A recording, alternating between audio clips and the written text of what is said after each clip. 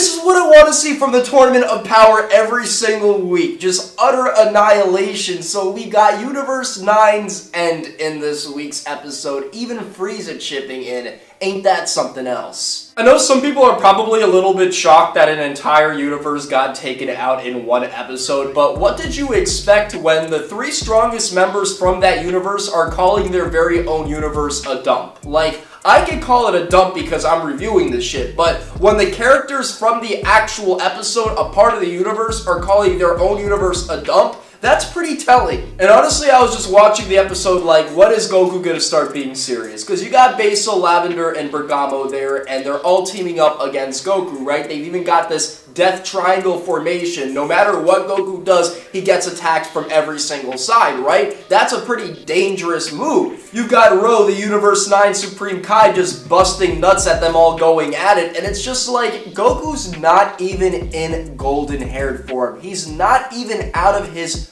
base form. So how am I gonna watch this really like, oh my god, Goku's like about to die, like the death triangle? Like, he's in base form. Like, if anything, if he was in Super Saiyan Blue, that would be something else, because at the very least he's almost peaked his power and yet he's getting owned, right? But no, he's in base form, so anytime he could just, transform and kick these dudes' asses. And yes, I know he can't just spam SSB, he's actually got to pace himself, preserve his energy, he's got to be conservative with his usage of Super Saiyan Blue. But still, like, you've got the entire universe ganging up on Goku, like gangbang style. At some point, Goku's got to use his tools. But they really didn't, Goku and Vegeta included, not until the end of the episode when, it was just the slaughterhouse, or when Vegeta needed to use, Super Saiyan to, get out of those threads or to unfreeze himself. Like, they really didn't utilize their powers till the very end. And that combination, that final flash, Kamehameha, both of them in SSB, absolutely fucking epic, guys. That was one of my favorite plays in Dragon Ball Super thus far, because it's not every day that you get to see Goku and Vegeta on the same page in a situation that's not the most desperate. You see, Goku and Vegeta work together when they absolutely have to. But if Goku really wanted, if Vegeta really wanted, they could have done things another way, right? They didn't have to work together and use these moves the way they did, but they all see a common goal, and that's their universe's survival. So they're willing to do things they might not be comfortable doing normally to prevail. I'm not gonna lie, this was like, on Universe 9's part, very embarrassing for the most part. I mean, aside from little instances like Lavender's poison, right? You had him like basically going at Goku and Vegeta multiple times, and it seemed like maybe he could have gotten them poisoned, right? Because they're all working together. It's not just him himself, right? You got all these other guys in the background, so maybe he could sneak them and get them like poison and shit. But then Goku and Vegeta were using a barrier in the entire episode, so it's like, okay, they're physically not as strong as those two. They don't have the ability to work together and take them out. Their poison isn't going to work now, so what's going to work? I mean, if you thought for a second Vegeta was going to get dropped by Cat Lady and Lavender as they're basically double teaming him,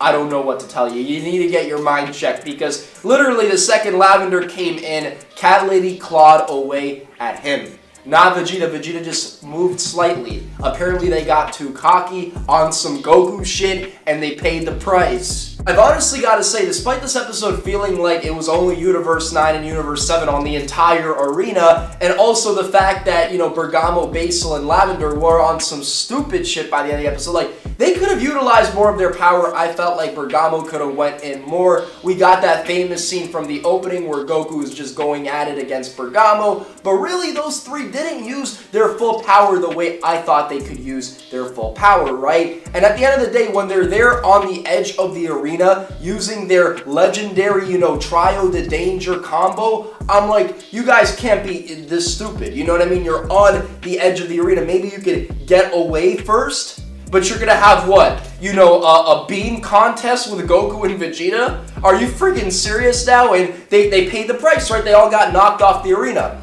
Aside from the instances that I felt like they could have maybe improved, I felt like they did away with Universe 9 perfectly. Like, I could have not thought of a better way to get rid of Universe 9 than how Toei did it. So I gotta give them major fucking props. I mean, this episode was a slaughter fest. You had Goku tapping people out of the arena. You had destroying bitches into the arena and thus knocking them out. You had fucking Frieza scaring people away. They just left the arena, right? They didn't even want to fight anymore. I absolutely loved them all working together. Not that they're all working together, but that at the very least, they're complying, right? Because on one hand, I feel like Frieza could just fuck everybody over right here, and I'm so glad he's not. That doesn't mean that I forgive Frieza for all the sins that he did. That does not mean I want Frieza revived permanently, but you gotta be thankful that he's not going at Goku and Vegeta, because he could. You know what I mean? Like, he could, and that would be the end of us. You know those Pokemon you take out just to get a couple of experience points to level up your team? That's what I felt like Universe 9 was. You know, like those random Pokemon that appear in the caves and in the grass and shit, that you wipe them out just to have some fun, just to level your Pokemon up and to gather some new moves. And there was one thing that Trio the Dangers said in this episode that kind of made me think about their universe, and that's that they all gather up together and fight off strong threats. Strong threats that they themselves admit they could not defeat alone.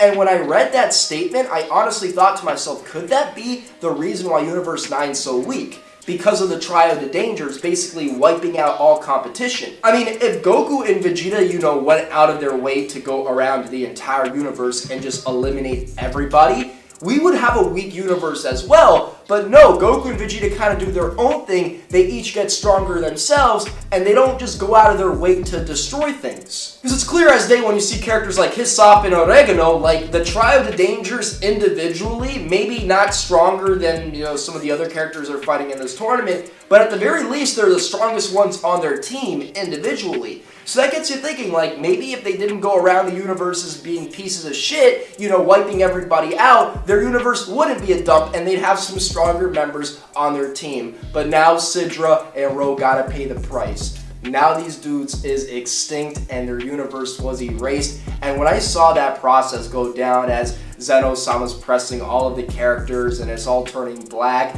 and they start disintegrating, I'm like, oh man, I hope that does not happen to Universe 7, because it could.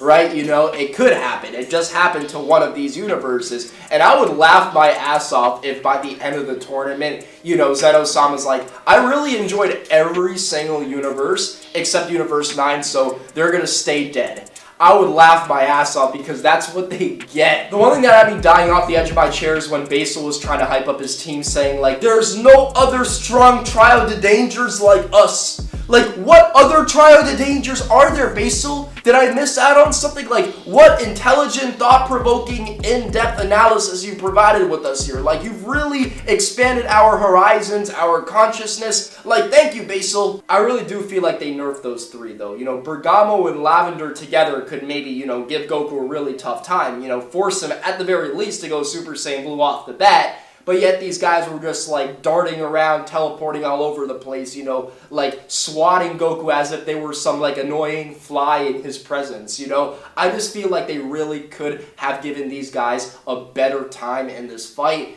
At the same time, though, I don't care. I'm glad we're done with them. And I'm quite surprised Zeno-sama eliminated Universe 9 as fast as he did. Like, that shit was instant. Like, there was no waiting. It wasn't at the end of the tournament. It wasn't in the mid. It was right now. Whis was looking into that globe like, oh shit, different parts of the universe are disappearing. Oh shit, the characters are disappearing. This ain't gonna affect me. Whereas Beerus was nearly pissing himself. Guys, I really did enjoy this week's episode. Tell me what you guys think about it. Did you enjoy seeing Goku and Vegeta with that counter to the poison that really fucked with Goku?